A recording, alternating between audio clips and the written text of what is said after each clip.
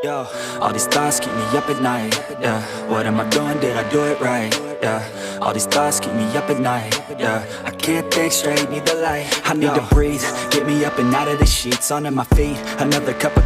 Hello kila Rand Owen, Marjon Taipen, Kuya Chuchu TV, at kay Yuki. Salamat sa inyong suporta mga kaprakti. I think I needed just a better education to understand the world that.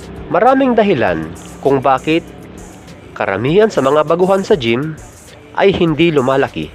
Dahilan upang sila ay matigil sa kanilang fitness goal. Unang-una na rito, yung mga baguhan na kaya ng gym ay dahil naaya lang ng tropa. O kaya ay out of curiosity lang. Yun bang gusto niya lang maranasan kung ano ba ang pakiramdam ng mga taong nagbubuhat. Pero ang totoong dahilan kung bakit ang mga baguhan o karamihan sa kanila ay tinatamad ng mag-workout ay dahil hindi raw sila lumalaki o hindi naman daw nagbabago ang kanilang katawan sa kabila ng regular nilang pagpunta sa gym. Kapag ganyan, meron silang nagagawa na hindi tama o mali ang impormasyon na kanilang nakuha tungkol sa pagpapalaki ng katawan. Kaya sa video ito ay tatalakayin natin kung ano-ano nga ba ang mga nagagawa ng ilan na hindi tama kaya hindi sila lumalaki. At syempre bibigyan din natin ng sagot o solusyon upang maiwasan ito, upang magkaroon ng resulta ang lahat ng ginagawa nyong effort sa pagbubuhat sa gym. Ang paglaki ng muscle ay hindi instant. Hindi yung nagbuhat ka ngayon, bukas ay may muscle ka na. What?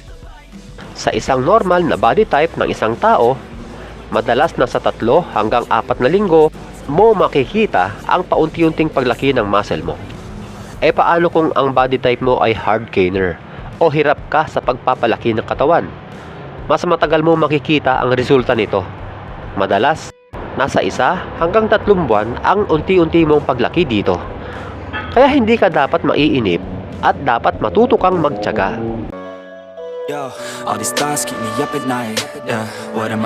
Pangalawa, dahil baguhan ka, marami dyan ang mga magbibigay ng advice at syempre, maniniwala ka naman. Dahil mga matatagal na raw silang nagbubuhat. Yun bang buong akala mo ay sa gym tayo lalaki?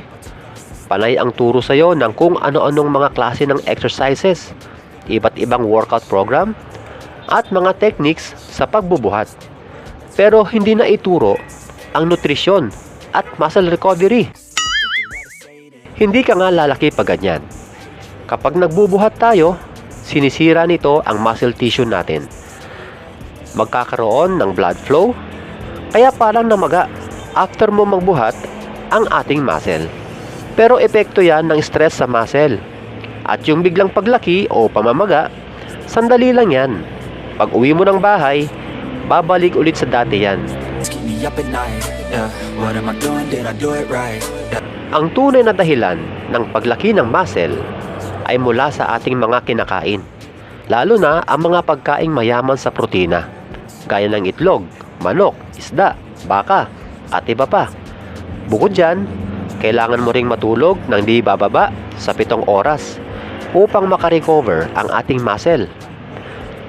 Kahit maganda ang workout program mo at halos perpekto mong nagagawa ang mga proper form ng mga exercises, kung mali ang nutrition mo at kulang ka sa tulog, hindi talaga lalaki ang katawan mo. Ito pa yung isa sa mga kakulitan ng ilang baguhan kung sino-sino ang pinakikinggan pagdating sa pagtuturo sa kanya ng proper form, nutrisyon, at mga katulad nito. Halimbawa, dahil ako ang instructor sa Praktisado Gym, natural ako ang magtuturo sa lahat ng mga baguhan. Kaso, pagtalikod ko, may bubulong sa kanya na mas maganda raw kung ganito ang gagawin niya, nagdagan ng bigat para daw mabilis siyang lalaki, at kung ano-ano pa. So anong nangyari? Di na nakabalik kinabukasan dahil sobrang sakit ng katawan o maaaring na-injury pa. At heto pa, binigyan mo ng program, tapos after 5 days, may nagsabi na mas okay daw yung program na yon. At ito naman ang sinunod ng baguhan. Tapos, after 1 week, may nag-advise na naman sa kanya ng bagong workout program. At ito na naman ang sinunod dahil program daw ito ng sikat na bodybuilder. So anong nangyari? Nakakadalawang buwan ka na sa gym pero payat ka pa rin dahil hindi ka consistent sa isang program. Kapag binigyan ka ng workout program, lalo't ito'y mula sa legit na gym instructor o coach, subukan mo muna ito ng 1 buwan. At kung hindi ka satisfied, edi saka mo subukan yung ibang workout program at paguhin kung ano ang nararapat. All these thoughts keep me up at night, yeah. I can't think straight, need the light. Ito pang isang dahilan bakit hindi lumalaki ang mga baguhan sa gym. Dahil sa kagustuhang lumaki agad, dapat daw araw-arawin ang pagbubuhat. Hindi naman masama ang pagbubuhat ng araw-araw, lalo na kung ikaw ay matagal na sa pag-workout at may program kang sinusunod. Pero, yung araw-arawin mo ang chest workout na sa tingin mo ay mapapadali ang paglaki nito, mali ang iyong akala. Dahil gaya ng nasabi ko kanina, kailangan ng ating muscle ng recovery upang ito ay lumaki. Ito ay sa pamamagitan ng pagtulog ng sapat. Sa isang ordinaryong tao, nasa 3 hanggang 4 na araw ang muscle recovery nila. Ibig sabihin, kapag nag-chest ka ng Lunes, maaaring mag-chest ulit ng Miyerkules o Huwebes. Pero kung sakali na ganito ang ginawa mo, at sa tingin mo ay mabagal pa rin ang paglaki ng katawan mo, dagdagan mo ang araw ng iyong muscle recovery. Gawin mo na itong 5 hanggang 6 na araw na pahinga bago mo ulitin ang chest workout. O kahit alin mang muscle group yan, i-monitor mo rin yung protein intake mo dahil maaaring kulang ka dito kaya mabagal ang resulta. Upang makuha mo ang sapat na protein na kailangan mo sa isang araw, i-multiply mo ang iyong bigat sa 1.6 grams na protein. Halimbawa, kung ang timbang mo ay 50 kilograms times 1.6 equals 80. Ibig sabihin, 80 grams na protina ang dapat mong makain sa loob ng isang araw.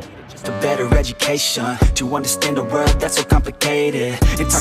Kaya ang payo ko sa mga baguhan, huwag kayong basta-basta papasok sa gym nang hindi ito pinagpaplanuhang mabuti. Magsaliksik muna kayo kung kinakailangan, kung ano-ano ang mga dapat gawin, kung ano ang magiging epekto nito sa katawan nyo, paano makakaiwas sa injury, ano-ano ang dapat kainin, at iba pa. At higit sa lahat, dapat talaga seryoso ka at determinadong magpalaki ng katawan. Hanggang sa muli mga kaprakti, God bless! Think straight, need the light. I don't really think I understand this world now. Got my head spinning round in a circle.